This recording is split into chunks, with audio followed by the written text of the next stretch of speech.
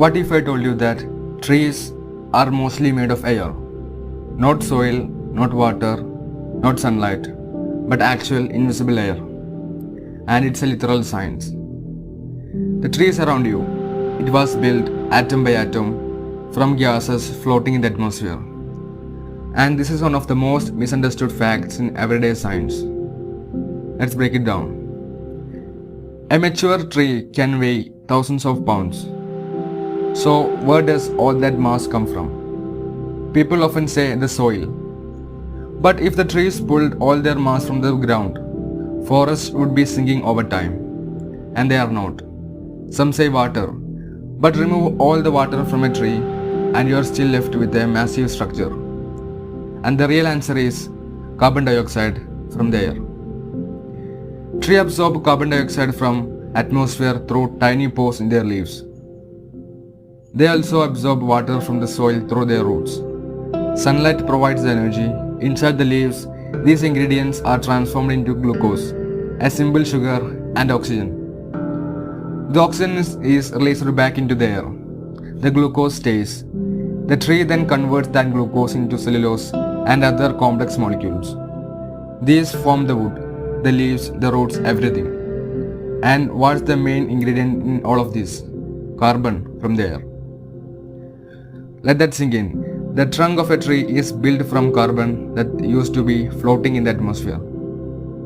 Trees are structures of carbon, hydrogen and oxygen. Carbon comes from carbon dioxide. Hydrogen and oxygen come from water.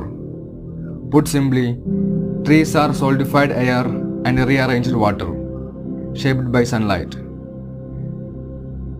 In the 1600s, a scientist named Jean Baptiste van Helmont ran a simple test. He planted a small tree in a pot, watered it and measured the soil. 5 years later, the tree had gained over 70 kilograms. The soil had barely changed. He realized that mass didn't come from the ground. Today we know it comes from carbon dioxide in the air. Soil does play a role. It holds water. It provides essential minerals like nitrogen, phosphorus and potassium. But these are like vitamins. They are critical, but they don't make most of the tree's mass. The bulk of the tree, the trunk, the branches, the leaves is carbon. We often think of air as nothing, as weightless, as empty. But air is made of atoms, and atoms have mass.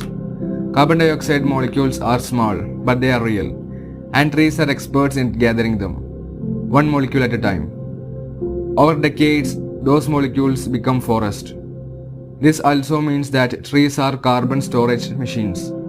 Every kilogram of wood holds carbon that once floated freely in the sky. When we burn trees or let them rot, we release the carbon back into the atmosphere. When we plant trees, we take carbon out of the air and lock it into solid form. Forests are not just green, they are climate infrastructure. Imagine growing a tree in a sealed glass box. Inside, air, water, sunlight. Nothing else. Over time, the seed becomes a sapling. The sapling becomes a tree. Nothing entered the box, but the tree now fills the space. Where did it come from? From the air already inside. This changes the way we see the world. That chair you are sitting on, if it's made of wood, it is used to be a part of the sky. The desk, also air. That forest on the mountainside, a vast silent engine converting invisible gases into solid matter. So next time you walk past a tree, don't just see a wood and bark. See carbon pulled from the air. See sunlight made solid. See a monument built quietly from the sky. Because trees don't just grow from the ground up. They grow from the air down. Thank you for watching.